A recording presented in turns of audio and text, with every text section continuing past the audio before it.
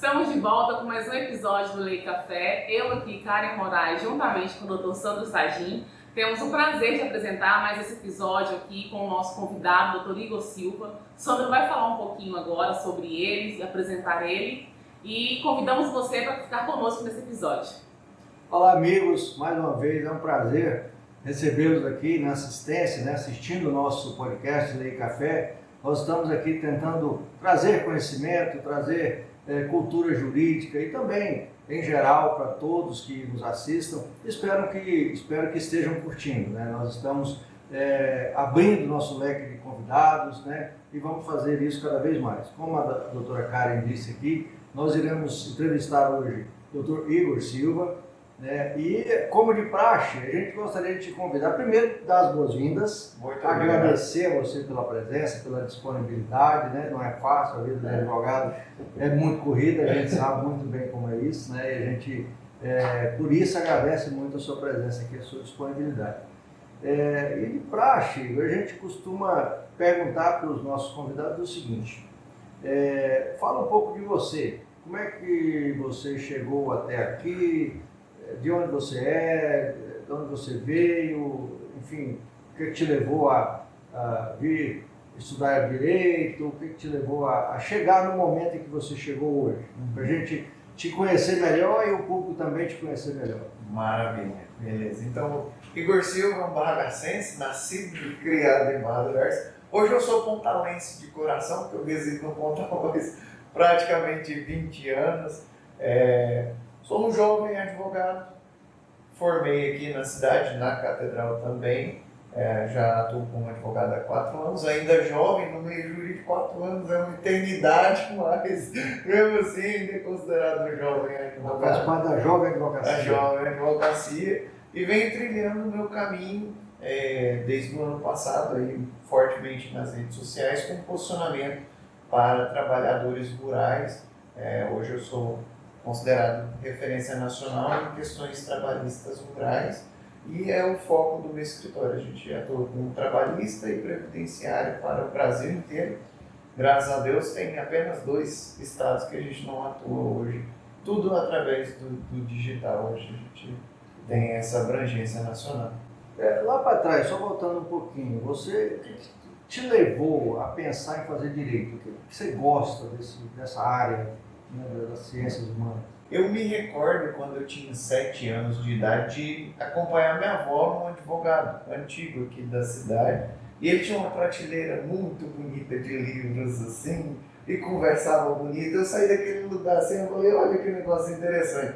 Cheguei em casa, eu pedi pro meu pai um dicionário jurídico, com 7 anos de idade. Aí eu peguei um dicionário e falei, olha que negócio interessante, eu fui estudando, e dali em diante eu falei, eu vou fazer Direito. Tive um momento de afastamento do direito, foi quando eu fiz o ensino médio, e eu acabei fazendo ensino médio em técnico em informática. Então eu tive muito mais conexão com a área de tecnologia, e eu até quis ir fazer mecatrônica, mas pelo destino, pelas mãos de Jesus, eu fiquei e fiz direito, né? E sempre quis advogar, desde de criança eu falava, eu quero advogar. Nunca quis concurso, apesar de ter feito por influência de outras pessoas, eu acabei passando em 3 concursos.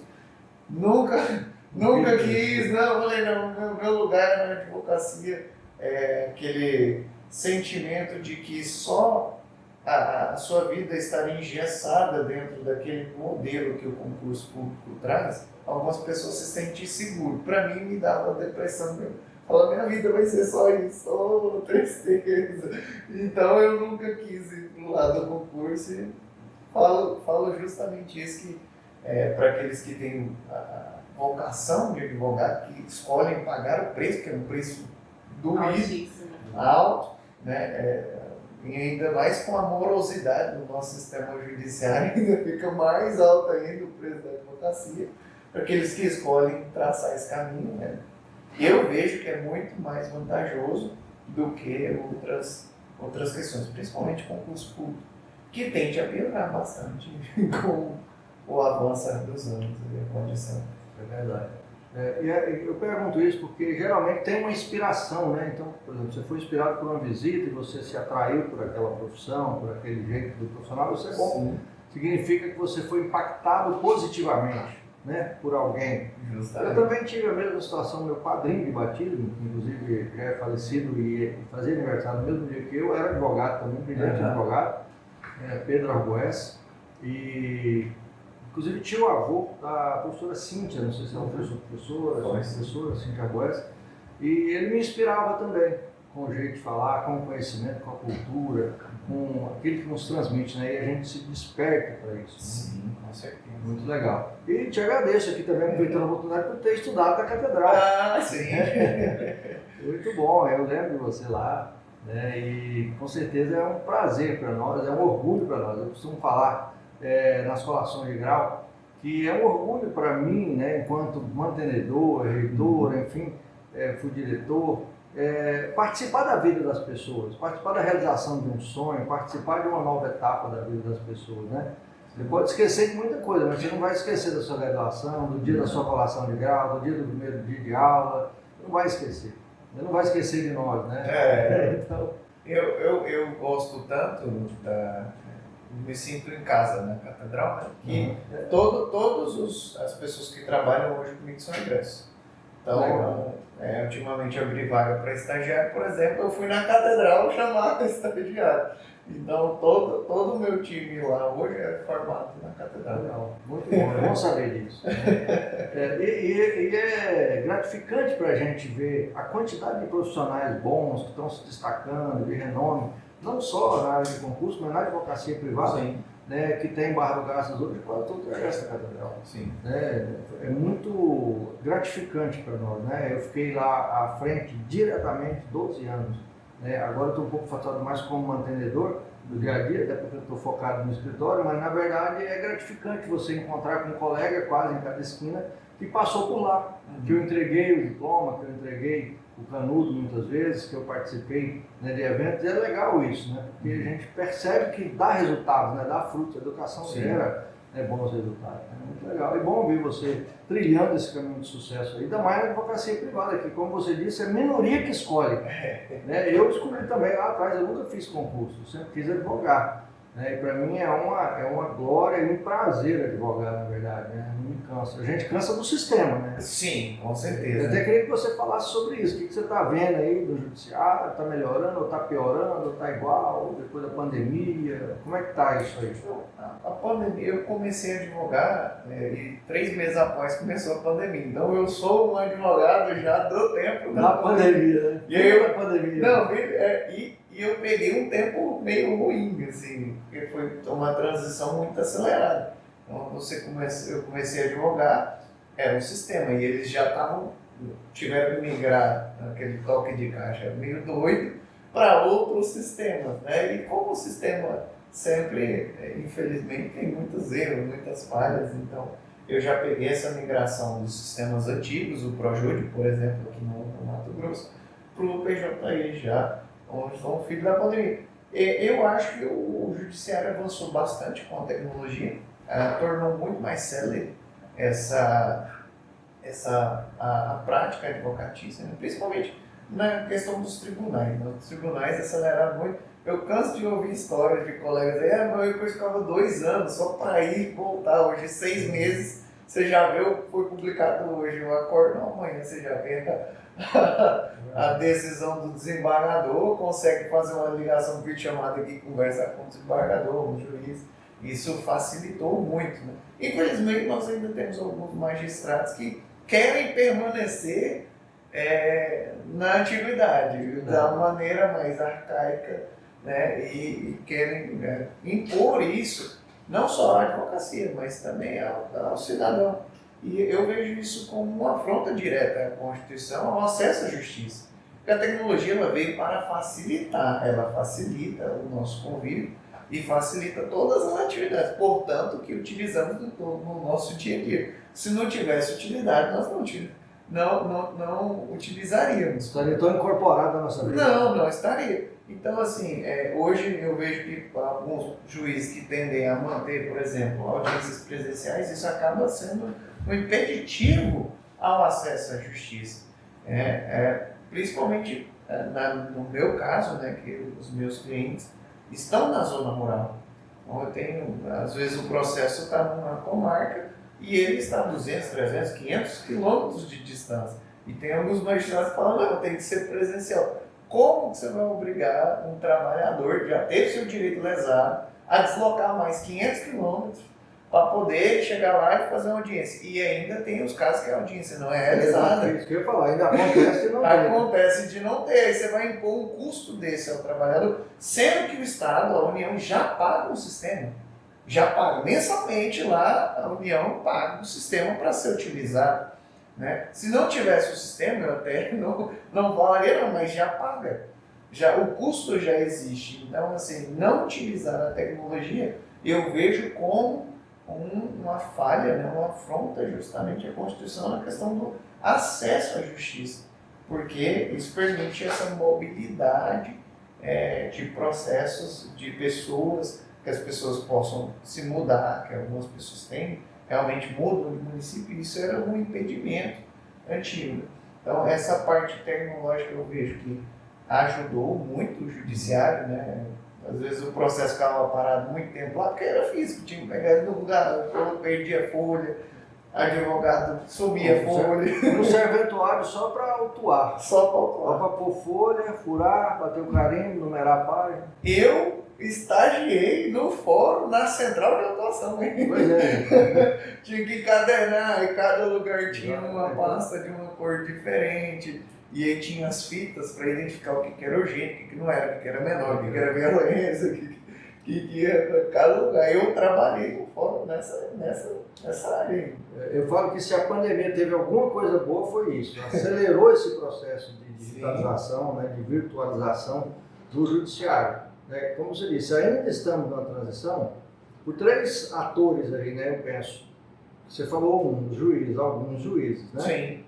Outros serventuários, tem serventuários que não conseguem também se adaptar à tecnologia. Né? A gente vê isso no dia a dia. Sim. Às vezes alguns oficiais de justiça têm dificuldade com o sistema, porque também tem uma história deles, né? Tem 30 anos de serviço, às vezes 25, 30, 35, não se adequar a isso.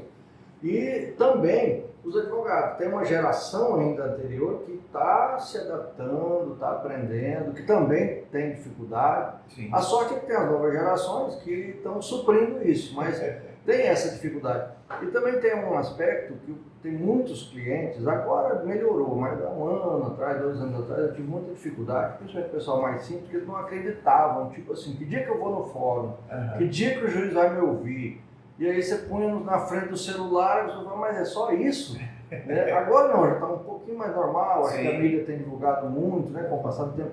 Mas logo no começo era muito difícil, tinha cliente que não se conformava, não, eu quero ir lá, o pessoal de idade, né, previdenciário, eu quero falar, eu quero contar. Não, você pode falar aqui, o juiz está olhando, aí às vezes o juiz está ali na câmera, distrai um pouco, ele não está vendo. Mas é verdade, eu acho que agilizou, concordo com você.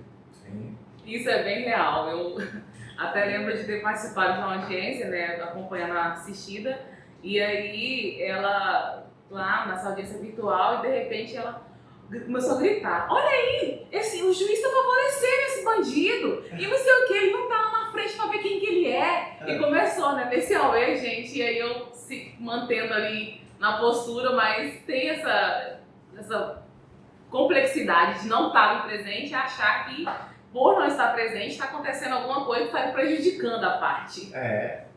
Mas existe essa possibilidade, né? A parte que se sente prejudicada, ela pode pedir para ela ir presencialmente, mas impor isso a todas as partes, eu acho extremamente injusto. Então eu brigo, entro com recurso mesmo, todos os tribunais, para reverter, ou 100% digital, ou 100% online, né? Telepresencial ou mista. Porque é uma escolha da parte presencialmente. Ela pode ir sem problema, não existe óbice para isso, mas ela querer me obrigar a comparecer presencialmente, sendo que existe uma dificuldade, ela está impondo um ônus a mais para a parte. Né? Mas uma dúvida, Igor, assim, por exemplo, o trabalhador rural, uma pessoa simples, com pouca informação, com pouco acesso à informação, você acha que não poderia ali, nesse momento de estar online, ele ou trabalhador ser prejudicado de alguma forma? Existe a chance de prejuízo presencial também. O trabalhador fala uma palavra mal colocada, a interpretação O direito é interpretativo.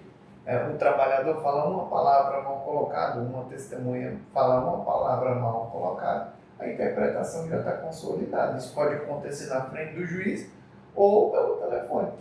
Mas o que eu percebo é que, presencialmente, eles ficam muito mais nervosos. E, normalmente, eles falam ou menos do que deveria, ou muito mais do que deveria, por estar extremamente ansioso. Nós acostumamos a fazer audiência, e tá ali, basicamente, toda semana, 2, 3 vezes, você fala com o mesmo juiz, o mesmo magistrado, e aí você acostuma com esse ambiente, mas a parte não, né? A parte fica bem acanhada, e isso tem uma influência, com certeza, no nervo, no emocional das partes, mas cada pessoa reage de uma maneira diferente. Infelizmente, existe o risco. Existe o risco da internet não funcionar também, e a audiência tem que ser agendada, é um risco, mas é uma possibilidade e eu utilizo dela. A situação da internet. Eu tive um problema pessoal na pandemia, no auge da pandemia, no período ainda inicial. Eu estava na zona rural, na minha chácara, beira do rio, internet rural, Sim. e eu não consegui entrar na audiência, realmente não consegui. Foi um Deus nos acuda, foi um problema sério. Né? Porque para eu conseguir provar, eu tive que abrir um procedimento dentro do processo para provar, levar testemunha para provar para o magistrado que eu não conseguia entrar naquela hora, que eu estava a postos e tal, mas para não ter um prejuízo para a parte. Sim. Do cliente, porque ele ficou. Eu não teve audiência, não realizou na verdade. Mas tem isso. Só que o ganho é maior, igual você está falando. Em termos de agilidade. Eu vejo que tem mais benefícios do que malefícios em si na tecnologia. E eu sou a favor ainda, eu fiz uma manifestação ao tribunal, principalmente o trabalhista, que o sistema que eles utilizam, ele é um pouco didático ainda para os analfabetos digitais. Nós temos os analfabetos que não sabem ler e escrever, e nós temos os analfabetos digitais, são pessoas que não conseguem utilizar a tecnologia. Então, eu voto ainda para que o sistema das audiências seja um sistema mais simples, para facilitar mais ainda as pessoas, que essas pessoas tenham acesso, Acontece muito. acesso à justiça em si. É um princípio constitucional, eu sempre coloco isso nas minhas coisas, o princípio constitucional é o acesso à justiça. Então, se existem outras formas mais fáceis para que essa pessoa consiga chegar ali e pleitear o seu direito, por que não utilizar? Por que colocar brechas ou dificuldades para que isso chegue até o magistrado?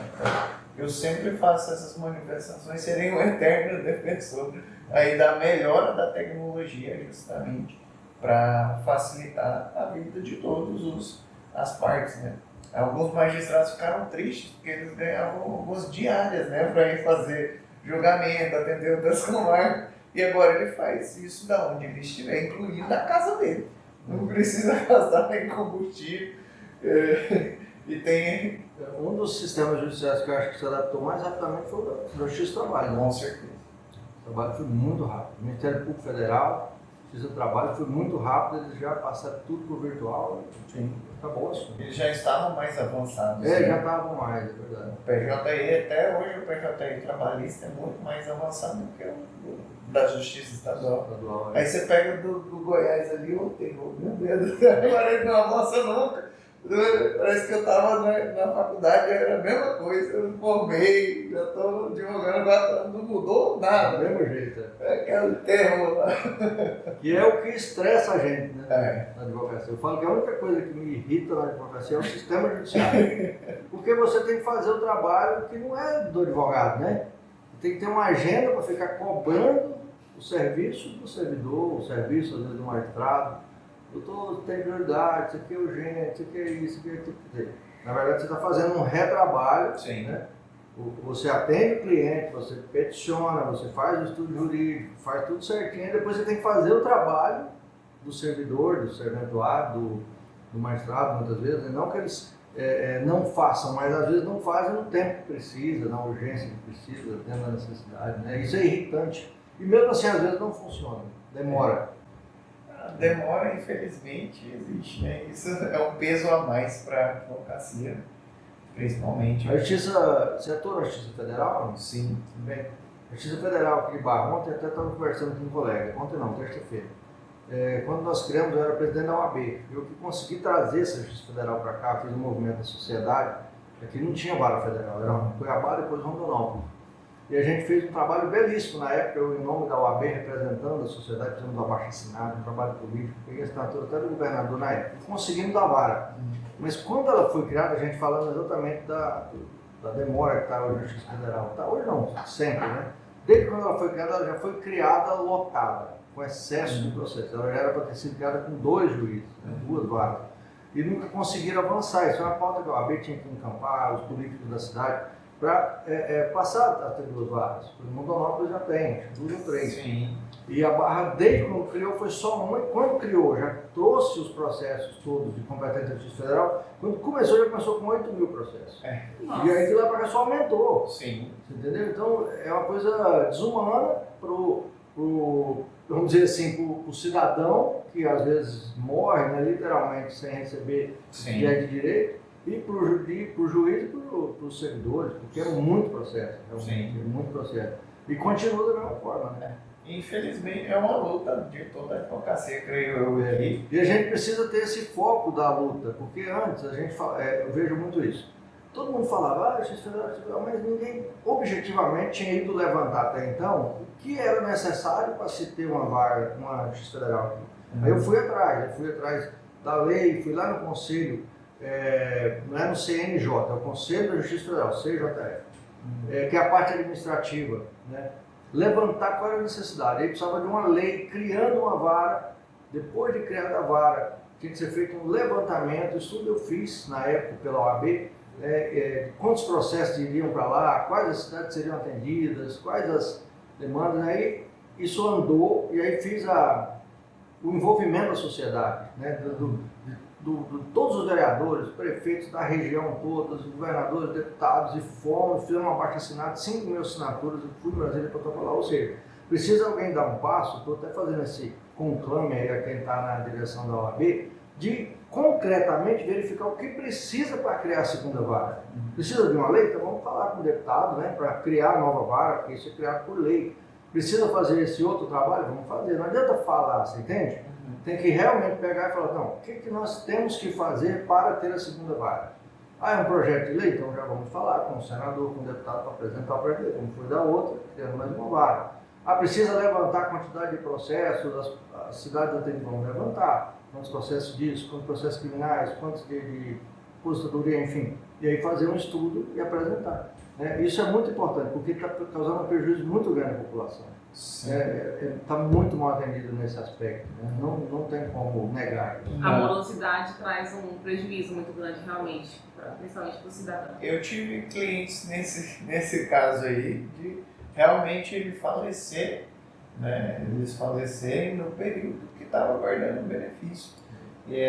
Porque você já pega, nos casos previdenciários, você já pega um INSS abarrotado, que já está moroso, né? Nós temos benefícios com mais de 1 ano e meio para ser julgados e analisados pelo INSS. Aí você vai para a Justiça Federal e pega uma Justiça Federal muito mais morosa ainda do que o INSS, né? E é até covarde, eu vejo assim da nossa parte, às vezes, falar mal da Justiça Federal, porque ela não funciona, ela funciona, só que ela não consegue funcionar como deveria. Eu até falo para os clientes, olha, a realidade, infelizmente, é essa, né? De demorar um prazo ali para conseguir atender, porque atende muitos municípios, né? São mais de 27, 29 municípios que a Justiça Federal daqui atende. Temos ainda as questões prioritárias ainda, né? Exato. Prisão, questões de saúde, questões indígenas e todas essas são prioridade que acaba fazendo com que o magistrado não consiga trabalhar por conta do volume, efetivamente. Isso é realmente uma coisa complicada, a gente tem que lutar. Eu sempre me coloquei à disposição, precisavam fazer manifestação, juntar o pessoal aí, fazer. Tem que ser feito, a gente tem que resolver um problema nosso, da nossa cidade, da nossa região, então nós temos que resolver. Nossa profissão. Sim, o pessoal de Brasília não vai vir aqui Não vai saber. olhar e falar, olha, estamos com essa dificuldade. Se a gente não gritar e fizer barulho, a probabilidade de se resolver Nula, né? praticamente zero. Essa é a realidade. Mas vamos falar agora do Dr. Igor Silva. Eu vejo nas suas redes sociais que você, além de ter uma especialidade bem definida, algumas especialidades bem definidas, você criou um tipo, né, o chapéu. E eu quero te parabenizar, porque isso foi uma sacada muito inteligente, né, para gravar na cabeça das pessoas, né? Como é que foi essa construção? De onde você tirou essa ideia? Informal, nós aqui estamos batendo papo. Eu sou cristão. Eu estava um dia orando mesmo e Deus falou comigo, sabe? Numa noite daquela você perde o sono, não consegue dormir ali, Deus falou comigo. Passou 3 dias que Deus falou comigo. Começou a chegar trabalhadores rurais ali no meu escritório, e principalmente vaqueiro, pessoal mais ligado à pecuária, né? E aí eu fui sentindo algumas coisas do pessoal que assim são pessoas muito simples, né? Sempre moraram, as pessoas do meio rural, dos trabalhadores rurais mesmo, os mais raízes, né? Eles sempre moraram na zona rural. Então o pai foi trabalhador rural, a mãe foi trabalhador rural a vida inteira, ele mora 10, 20, 30, 40 anos naquele ambiente. E aí eu até não tinha chapéu. E eu peguei, liguei para vários amigos meus, consegui um chapéu emprestado e gravei o primeiro vídeo falando sobre direitos trabalhistas de vaqueiro.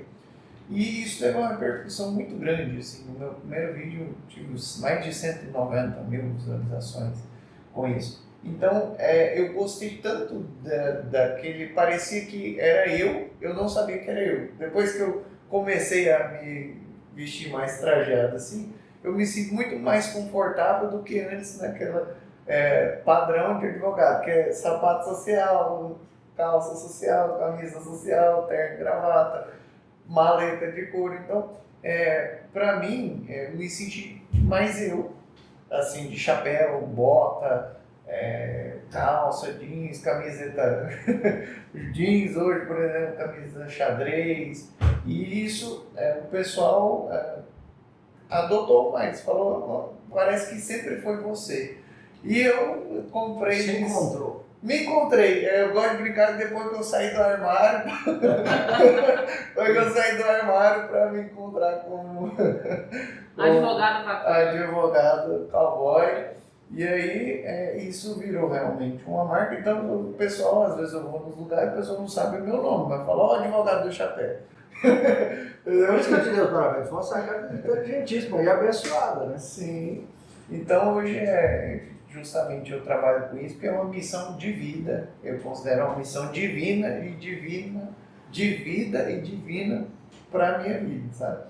Então, realmente tem muitas pessoas sofrendo, muitas pessoas sendo lesadas, eu resolvi comprar essa briga mesmo, que ela é, em 99% dos casos, injusta para a ponta mais fraca, que é o trabalhador rural.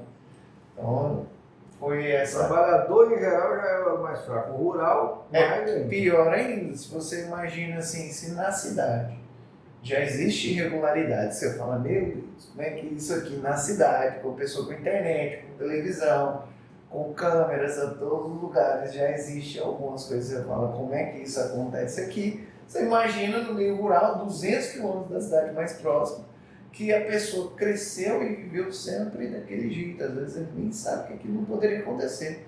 Já atendi situações de trabalhadores em análogos à escravidão, que eles nem sabiam que aquilo era analogia à escravidão. Para eles era normal. Eu atendi muitos casos assim também. Agora ele não sabe. Não sabe. Então, por quê? Porque ele cresceu sendo explorado daquela forma e não sabe realmente como que deveria ser o trato com ele. Então, isso é uma missão de vida mesmo, assim, para mim. Eu compro a briga mesmo do pessoal e realmente a gente fez situações assim lamentáveis, né? bem No triste. século XXI é quase inacreditável, né? Sim. Alguns casos são quase inacreditáveis. Sim, você olha assim e fala, meu Deus, como pode acontecer um negócio desse?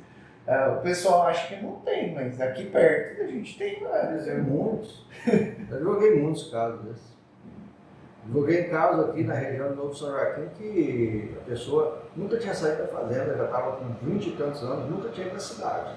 Meu Deus. E trabalhava sem ganhar nada, trabalhava pela comida. Uhum. Esse cara deu cura. Sim. Né? Nós resgatamos ele lá.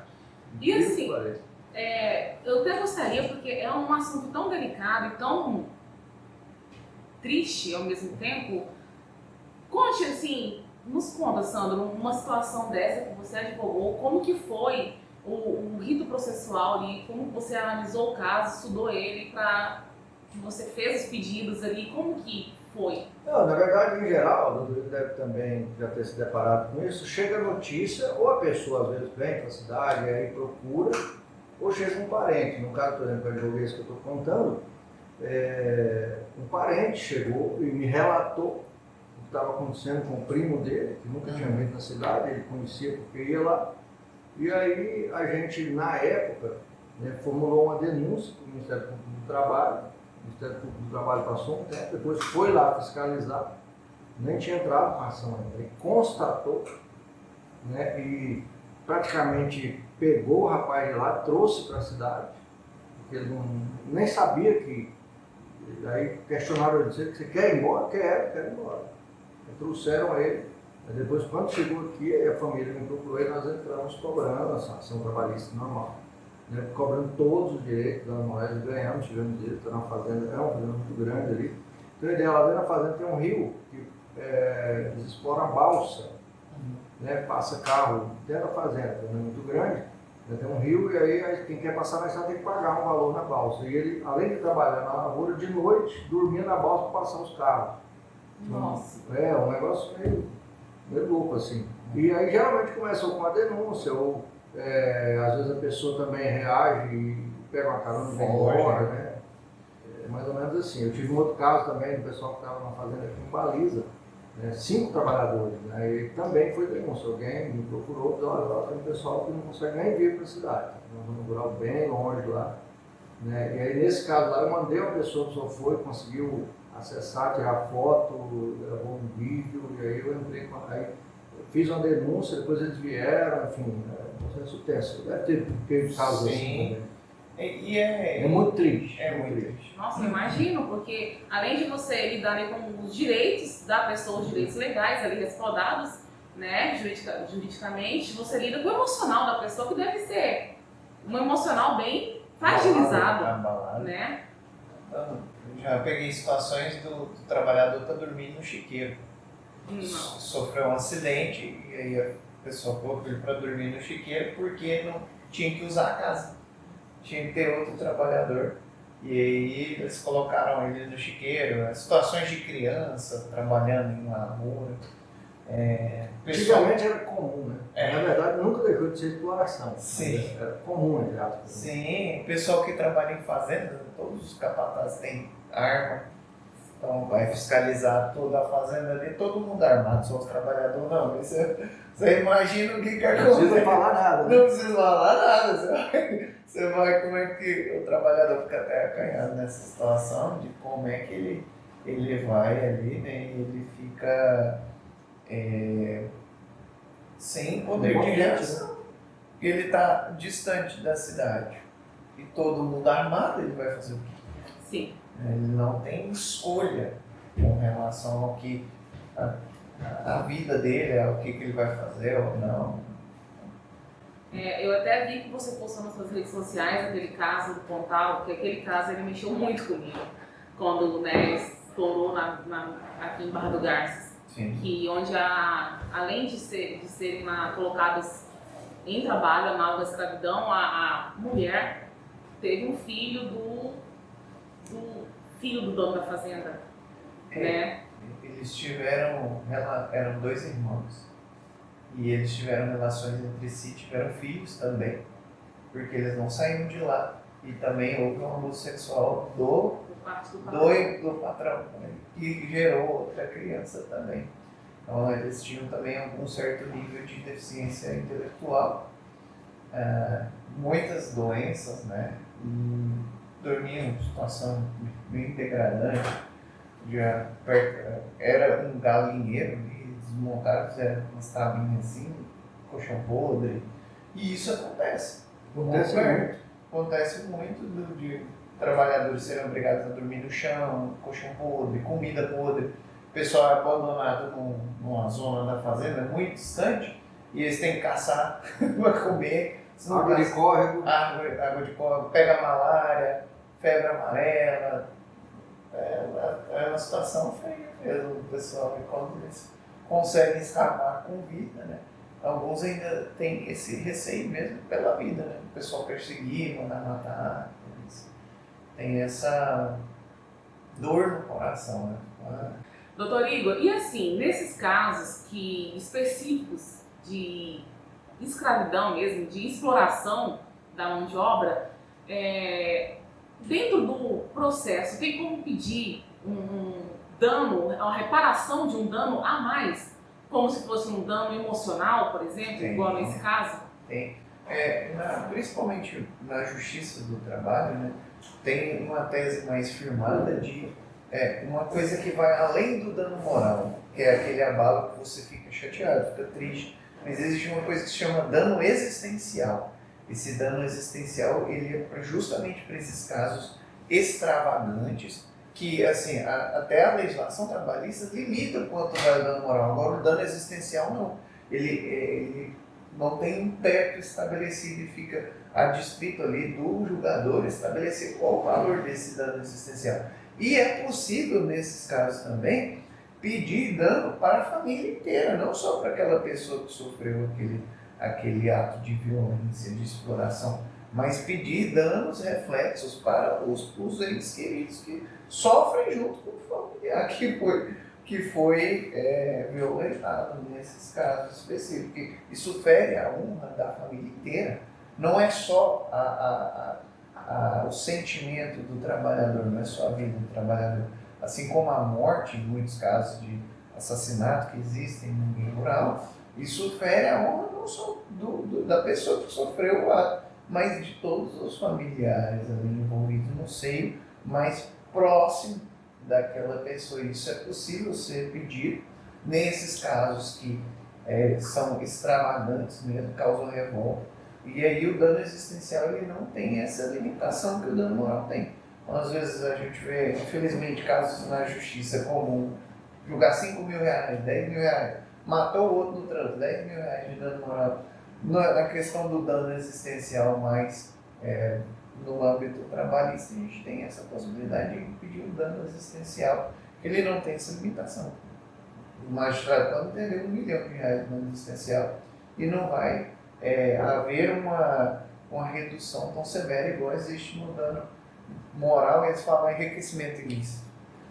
Como vai reparar a vida dessa pessoa? Passou 10, 15, 20 anos, 50 anos naquilo ali, né? Então, é irreparável.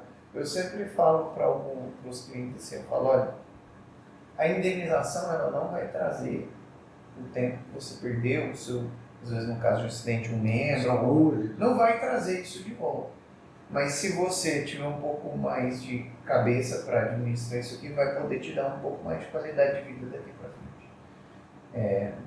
Infelizmente é a realidade, é como funciona o direito, mas as pessoas têm que buscar os seus direitos. Eu sempre aconselho, busque um advogado de sua confiança e corra atrás, porque infelizmente nós temos prazos prescricionais, né? Temos aquela premissa, né?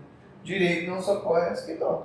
Felizmente, muitas pessoas deixam passar esse lapso temporal e chega num momento ali realmente de velhice que ela precisa, ela não pode recorrer mais, porque passou o prazo.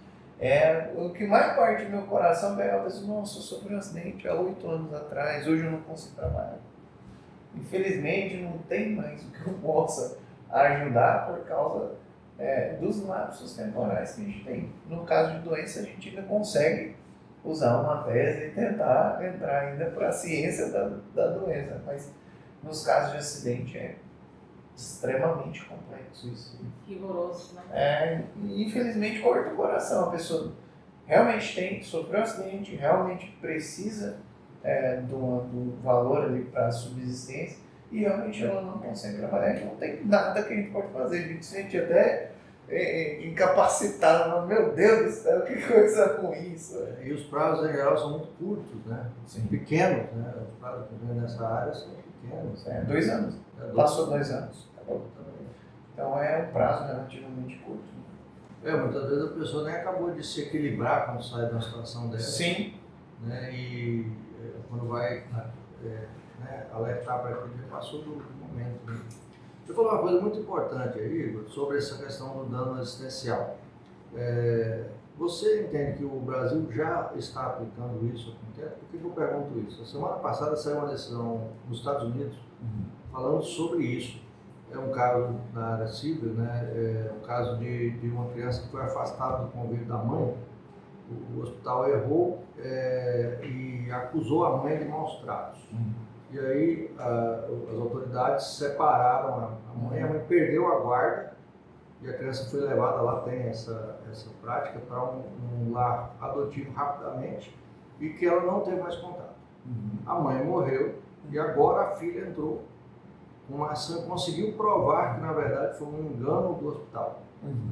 E aí ela foi indenizada, vai ser indenizada agora, né, pelo Estado, $1 milhão por dano existencial. Aí, você falou uma coisa maravilhosa, a diferença do dano moral para o dano existencial. Sim. Porque aquilo abalou a existência dela, a vida dela inteira. Sim. Ela não conviveu com a mãe Sim. por um erro dos outros. Aí foi bem frisado. Você acha que o Brasil já está aplicando isso? Na Justiça do Trabalho, sim, mas encarregada. Na Justiça Comum, não.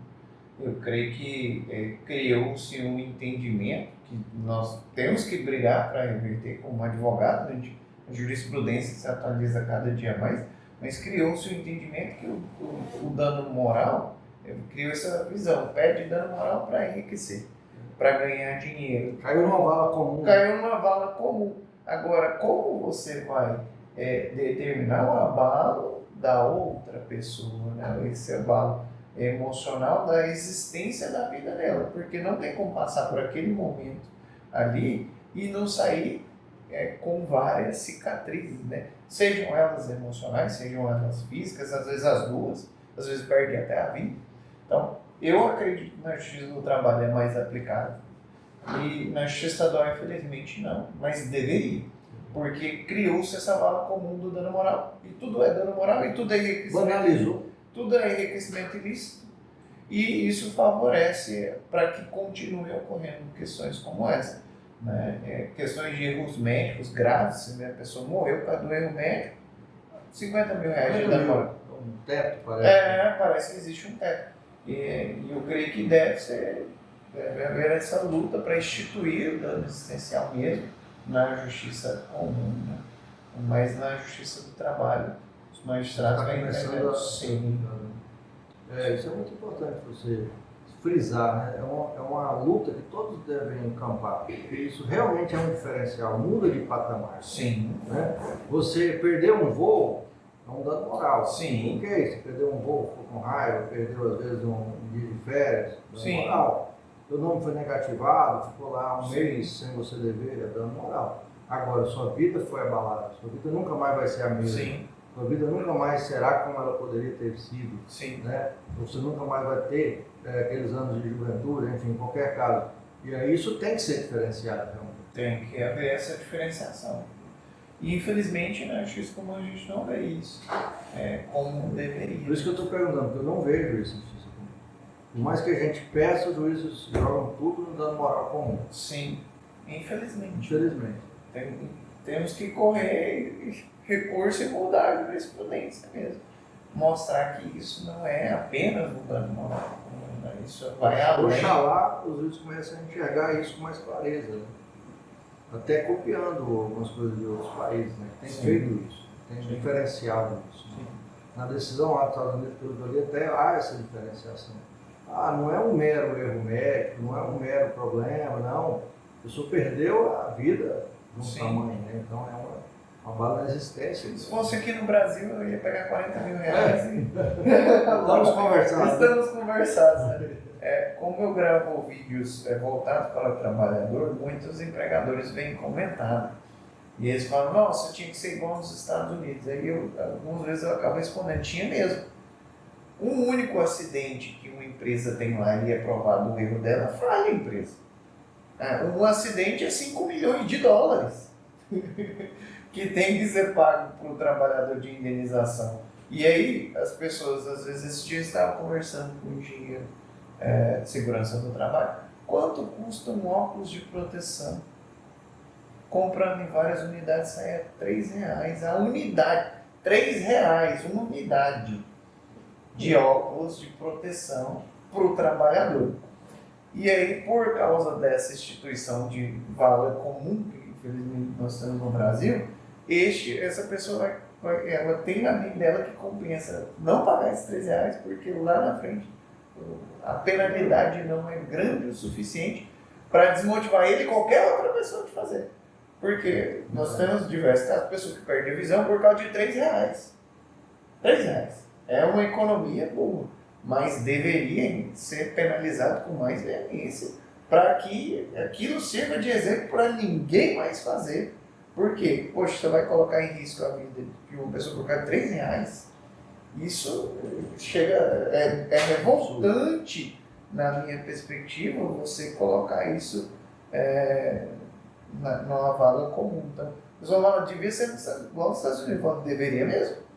Uma só já ia falir, já era, todo mundo ia receber. Tem a impressão errada, às vezes, porque lá não tem CLT, não tem algumas coisas que tem no Brasil, mas na verdade o trabalhador ganha mais porque esse valor é pago para ele, então não muda nada para o patrão e tem essa proteção melhor, mais efetiva do judiciário. Sim, se for demonstrado o erro, lá é uma só. Pega uma indenização muito grande. Essa moda pega por aqui. Eu tô torcendo. Aí é a minha luta. O pessoal comendo falando, então vamos fazer. Você acha que é só 1000 maravilhas, mas tem outro lado lá que você desconhece. Então, eu gosto sempre de ressaltar isso. Aí, assim, não tem como nós balizarmos isso. O Brasil é este, as leis estão aqui, cumpre a nós cumprir. Agora, quer brigar para mudar? É uma briga política. Enquanto a lei estiver vigente, tem que cumprir, tem que dar EPI, tem que dar treinamento, tem que fazer acompanhamento. E se não fizer isso, tem que indenizar. Ponto final. É obrigação dele. Você vai jogar futebol, você sabe as regras. Você vai jogar dama, você sabe as regras. Vai jogar xadrez, tem que saber as regras, não tem? Aí você vai empreender e não vai saber as regras. Você vai fazer uma atividade econômica e não vai saber as regras. Vai fazer uma atividade econômica e não vai vir um advogado pegar uma consultoria e aí, doutor, o que eu preciso fazer? Vai fazer uma atividade, economiza aqui 2, 3, 5, 10 mil reais numa consultoria e gasta 2 milhões depois. Que sentido tem nas economias burras? Eu falei economia burra. Se ele não sabe as regras do jogo, é melhor não jogar. Ou aprende primeiro e entra para dentro. Você vai jogar futebol, você não tem chance de machucar jogando? Na mesma coisa é o empreendedorismo. Na advocacia é isso, mas você tem as chances, tem as regras dentro da advocacia. Tudo que você vai fazer, nós temos regras sociais. Agora, alegar o desconhecimento é um pouco complicado, porque nesse caso específico do óculos de proteção me revolta muito, porque é R$3 você está colocando. Acontece muito. Até hoje acontece. Acontece. Eu tenho diversos casos de pessoas que perderam. Abafador de ouvido, óculos de proteção, luva. São coisas baratas, né? Que assim, trazem um prejuízo gigantesco. Pois é, e o papo hoje foi com o Dr. Igor Silva, muito bom, fluiu muito bem, né? Passamos até do tempo previsto, mas quando a conversa é boa, a coisa anda. Muito obrigado e parabéns mais uma vez, você é um jovem advogado que está se demonstrando realmente brilhante, né? E com certeza terá cada vez mais sucesso. Obrigado pela participação e seja sempre bem-vindo aqui no nosso podcast. Muito obrigado pelo convite, doutor Sandro, doutora Karen, obrigado por estar aqui, obrigado você que assiste esse programa, já convido você para seguir, não esqueça, Se não conhece o meu trabalho também, vai lá, seguir. Muito bacana também o perfil do Dr. Igor. E conhecer um pouco do que a gente faz, do que a gente fala, né? Estamos sempre tentando agregar conteúdo de qualidade para a sociedade. Informação de qualidade nunca é demais. Muito obrigado pelo convite, foi excelente estar aqui. Boa noite para todos. Prazer, doutor, te receber aqui. Olha, admirada pelo seu trabalho, sinceramente, uma marca única essa sua. E agradeço mesmo a presença, foi realmente prazerosa a conversa, né? Temas bem importantes e delicados que nós tratamos aqui hoje. Pessoal, agradeço também por nos acompanhar, peço que vocês nos acompanhem nas nossas redes sociais, TikTok, Spotify, YouTube. No YouTube, pessoal, tem uma maneira bem bacana mesmo de acompanhar nossos vídeos, porque às vezes na correria do dia a dia não consegue ali acompanhar um vídeo na velocidade normal. Tem como acelerar um pouquinho no 1,5, dá para ouvir bacana ainda e acompanhar todo o episódio. Aguardo vocês, até o próximo episódio.